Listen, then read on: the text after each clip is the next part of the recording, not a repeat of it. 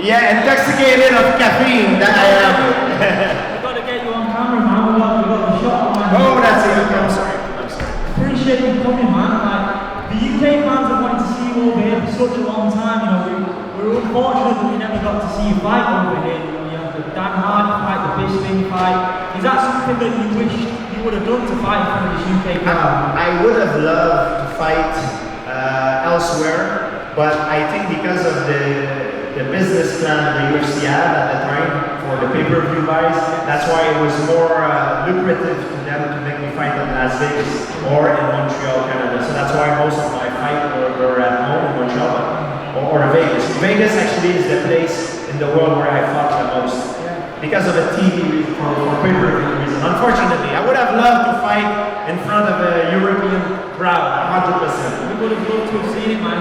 Your career was absolutely crazy because sitting right here with you now, we're all looking at you as like the guy that conquered the welterweight division, the guy that absolutely dominated it and paved the way for the guys that are in that division today. But prior to you getting that world title, Matt Hughes was doing the same thing, right? And I remember watching the pre-fight promo for the rematch when you got the rematch, and you said, I couldn't even look in Matt's eyes because I was fighting my idol.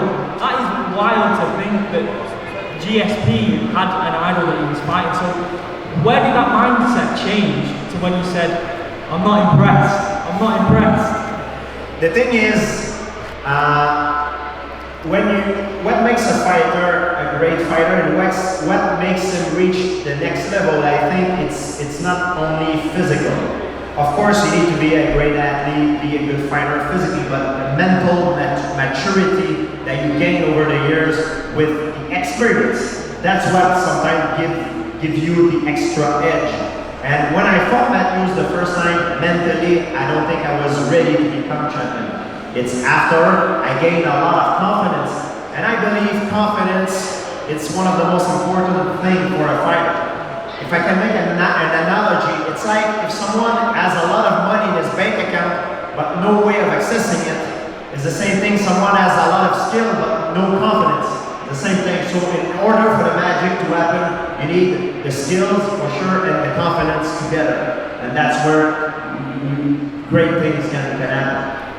Obviously, in a sport like MMA, like boxing, you have to have a great dance partner, right? And just touching on that, could it not have worked out better for you? You know, you didn't just beat someone that was a transitional champion, you beat someone that was a dominator, someone that you looked up to. And Matt still had an absolutely tremendous career after that loss, but you also beat him again, didn't you? You beat him twice as well, so it was brilliant to see. Yeah, you fight. You can fight the same name, but you never fight the same fighter twice. So every experience that you have leave a scar. Sometimes it's for the best or for the worst. So you can fight the same guy many times, but you will never fight the same fighter. Sometimes things will make him change and it will make you change. And I do believe that the Matt Hughes I fought the first and second time was the top Matt Hughes. But the third time I fought him, I thought I'm under the impression he was a little bit on the way down and I was on the way up. How did you find it on the flip side then? You had a guy that you was looking up to. When did you start feeling like, right, these guys are getting a bit phased with GSP looking in their eyes? I'm a big name, I'm making people's legs quiver a bit when we're having these stare downs pre-fight. You must have felt it came with experience, you know. Confidence is something that takes time to build up. Confidence, it appears depending of how you prepare yourself. And when I first fought Matt Hughes the first time, I lacked a lot of confidence because I didn't believe in myself enough that I had the tools to compete with that man. But after my first fight with him, when I look back at the tape, I saw that I couldn't hang there with him. And even though I lost that fight, looking back at it on video made me gain a lot of confidence because I knew I had the tools to beat him. It just, the mental I didn't have at the time. The welterweight run he went on after that, you know, it's going to go down in history, absolutely tremendous. And the division was absolutely stacked at the time as well. You had guys like Thiago Alves who was wrecking people, John Fitch, tough guy, who was one of the the guys to beat him during the run that he was having. And then we had the huge fight, paved the way for the title versus title matches that we see today, DJ Penny. Well, that was something that really was out of the ordinary at that time. What was it like fighting a guy that was doing the same thing in the lower weight class, in the lightweight division? I think the best fighter that I have fought, pound for pound, I think it's BJ Penn. For the time being, I think he was, when he was in his prime, he was the perfect fighter. And he was a hell of a puzzle to solve. I remember the first fight I had with him, he gave me the worst beating I ever had in a fight. You know, even though I won in a split decision, it took me a few days to recuperate from that fight. I was at the hospital, I was bloody, I was a mess. But I learned a lot from it, and the second time I fought him, I did a better performance. Yeah, and then when you look at some of the biggest nights in your career, the Toronto one stands out. It's not one that people talk about a lot, the Jake Shields fight, right? Because I remember when that fight was happening 11 years ago, 2011, the UFC had never done a stadium show like that. It was the first one in Toronto as well. Absolutely huge for the sport. What was that like walking out of the stadium? It must have been tremendous. Yeah, it feels very strange. I mean, I remember walking to the octagon, it feels like, because normally the shows are in an arena, but this show was in a stadium in front of more than 50,000 people, so it was just a different atmosphere. But I always told myself, when something is strange and it's unknown, for me, it is strange and unknown for my opponent as well, so I don't see that as a disadvantage. I see it as a neutral thing. And it's the one that will adapt himself the best to the environment that will succeed, that has the odds to succeed the best. Yeah, because he was coming through as Strikeforce champion as well. We had a similar sort of thing where we had in 2007 with the Pride acquisition. We had the Strikeforce guys coming through. A lot of them guys did end up having success, like Blue Rock Code ended up winning the middleweight title. So that was a real big fight field with that one, with the Jake Shields fight. And then after that one, the Nick Diaz one, part of the Strikeforce acquisition. That was a fun one for the fans. Everyone wanted to see it from the way like George promo was. You're a very cool, calm and collected man. What was it like having the Diaz bros on you like that? I never took it personal. For me, a fight is strictly business. There is no fighter that I have fought that I have a negative attitude towards. Like I like all the guys that I've fought because we share a moment, we share a bond that I will remember forever. And any of those guys today, if they are in trouble, it would be my pleasure to help them. You know what I mean? For sure, when you fight someone to promote the fight, you know, there's the mental game, you know, the trash talking and all that, but it never affects me, and I don't take it personal. Yeah, and then obviously the fight that the world wanted to happen, for whatever reason, it didn't, the Anderson Silva fight. You two in your prime, that would have been something to behold. Was there ever a time that was a realistic offer? Was there ever a realistic offer on the table? From your side of things, is that something you look back on and think, I would have loved to have tested myself against that guy? Yeah, it could have been done. The problem is the UFC has the power to make it happen. Many fights could have been done, but it did not happen because of the UFC. I mean, at the time I was very busy in my division, and a lot of the fans, a lot of people were talking about that fight, and the UFC came to me only once to offer me that fight, and at the time I was on a winning streak in my own division. So if you go up in weight, then you come back down, it's very hard because you have to change your weight and everything. So I was ready to take the fight, but to do like a catch weight, and with also implementing drug testing. The UFC never wanted to do it. They never wanted to pay the extra money, and they never wanted to make the catch weight and implement drug testing for that fight. So that's why it never happened. If they would have done it, I would have done it, and even if Anderson at the time would have come down at 170, I would not have choice. It was part of my contract, my existing contract at the time, to fight at 170. But now they wanted me to do something different, so they needed to accommodate the rules for that to happen. But they didn't want to do it. They did not want to do it. What was your outlook on the other divisions at the time? Because you came through a time where champions were just dominating the divisions for a while. Yourself, BJ, as you mentioned, Anderson Silva. Were you looking at those guys and drawing inspiration from them, even though obviously you are your own source of inspiration? But it's a different time because now you see belts passing from quite frequently in comparison to previous times. It seems inconceivable that you or Anderson Silva would lose your belt during those times. The records are made to be broken.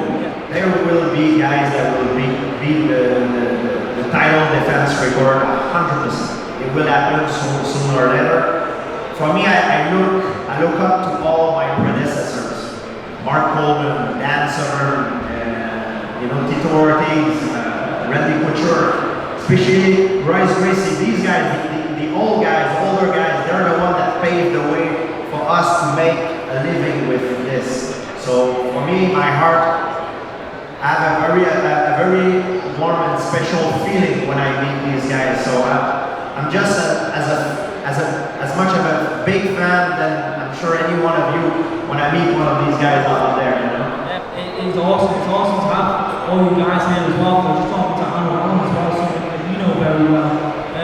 Just touching on the UK scene right now, I'm guessing you're in touch with the sport as often as we are. The UFC London card that we just had, it couldn't be, I can speak for everyone in this room, it couldn't be a more exciting time to be a UK MMA fan. We have so many possible future champions. Paddy Pimblett, Tom Aspinall, Arnold Allen, Molly McCann with an absolutely crazy knockout.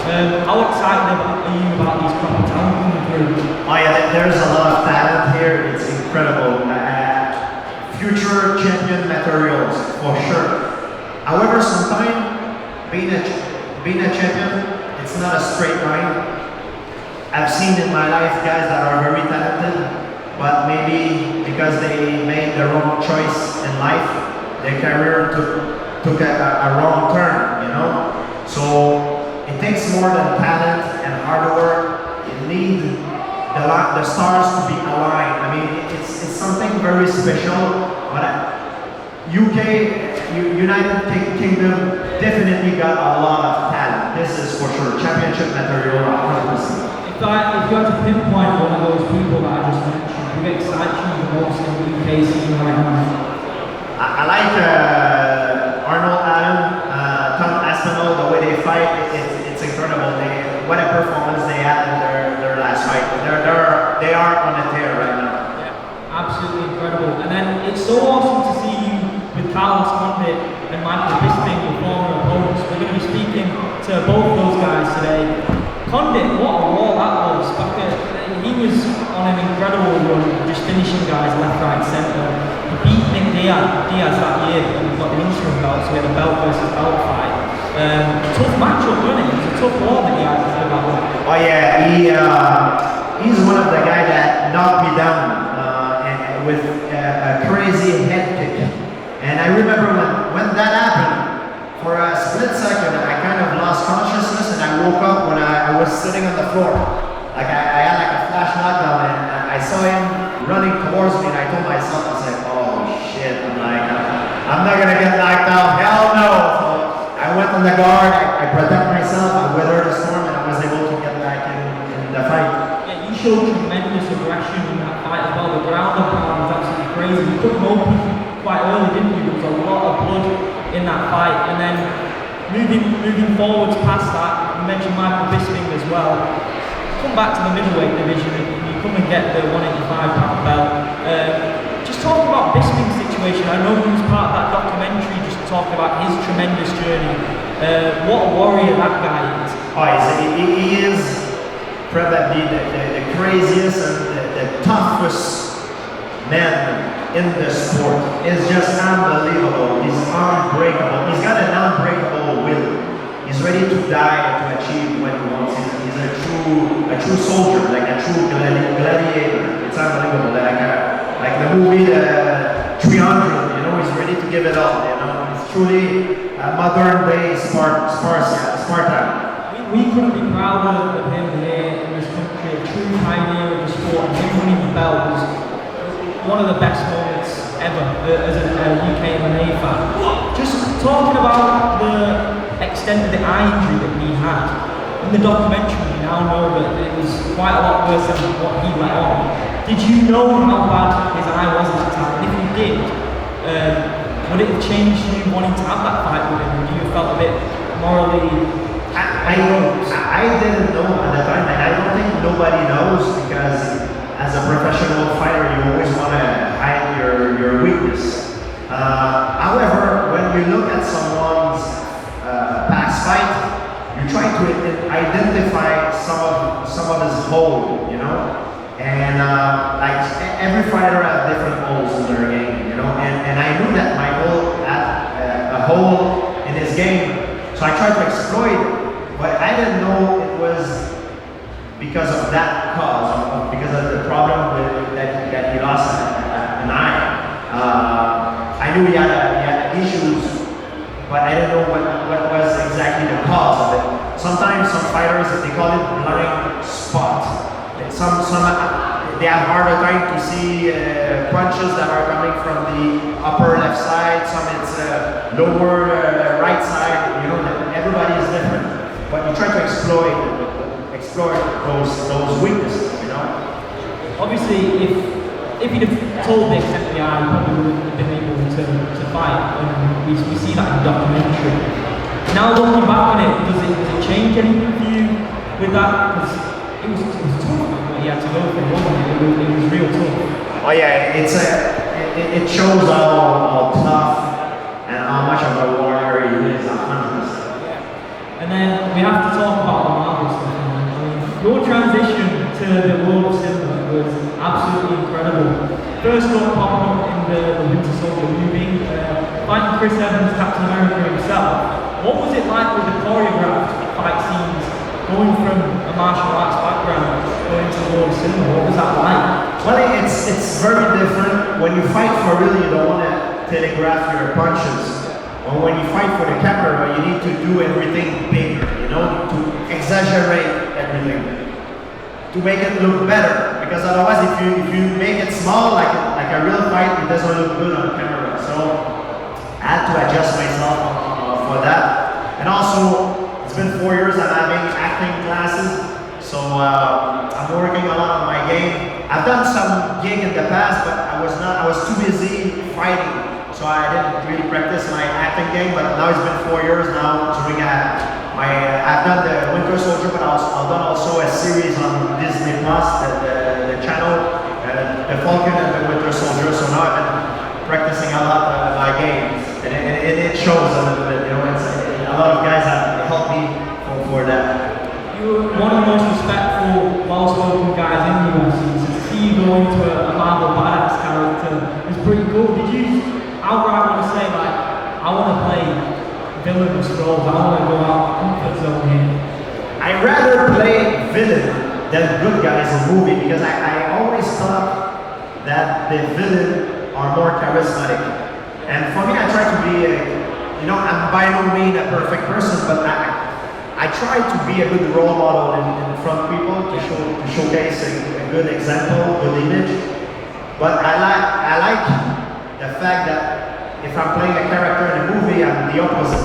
I'm like the bad guy. And normally it seems to be that they want me to be the bad guy. I don't know why. Maybe because I have my background, my French background. I guess I have no idea, but I like it. It works, and it's a great mindset to have. I read that you would very much be interested in working in Star Wars as well, another big franchise. Are there any other big franchises that maybe are on the table, that you had any discussions, and yeah, what would be the ideal scenario for what's next for DSP? I'm actually coming back in Britain after, in UK after, because I'm shooting for a scene for another movie. It's a European movie made in here. So I'm coming back next weekend for a role in a movie. I'm playing a hitman. So I have a few opportunities like this, and I'll take it. And play in the franchise of Star Wars. That would be for me my dream, you know, a dream come true. That would be unbelievable. Just finally, I have to ask George, because you always look in tremendous shape, and the Khabib fight was always discussed. There's been other fights that have been discussed. Could we actually ever see you back in the octagon, or are you done for them? It's exactly the same reason why the Anderson Silva fight never happened. It's the UFC. The UFC could have made it, but they had other plan. It's always a question of timing. And at the time that we wanted to make the fight happen, they had other plan for how things will go down. It's unfortunate for the fans and for us, because that's why we wanted both to happen. But UFC is a business, and sometimes they have to do what is good for their business, and not necessarily what is good for the fighters. You know what I mean? I do know what I mean. Just in terms of any guys that you see today, you would have loved to have tested yourself back in your heyday, back in your prime. You look at guys like Kamaru and Conor McGregor, Colby Covington, even Diaz. Are those sort of names where you look and think, I would have loved to have run up against those guys? Yeah, I'm a very proud competitor, and I think as a proud competitor, you want to be fighting the best guys, because that's how you create your legacy. You don't want an easy way. You know what I mean? You want to be challenged. You want to be tested against the best talent in the world. And for sure, when I was competing, that's what I wanted at the time, and that's what I was always looking for. But it takes three entities to make the fight happen. It takes one fighter, the other fighter, and the third entity is the organization, the UFC. Awesome. I'm going to open it up to the fans now, but I just want to say what an honour it is to speak to you. I'm a fan of George, just like all of you guys. Collected the DVD, stayed up late at night in the UK to watch your fight. So thank you so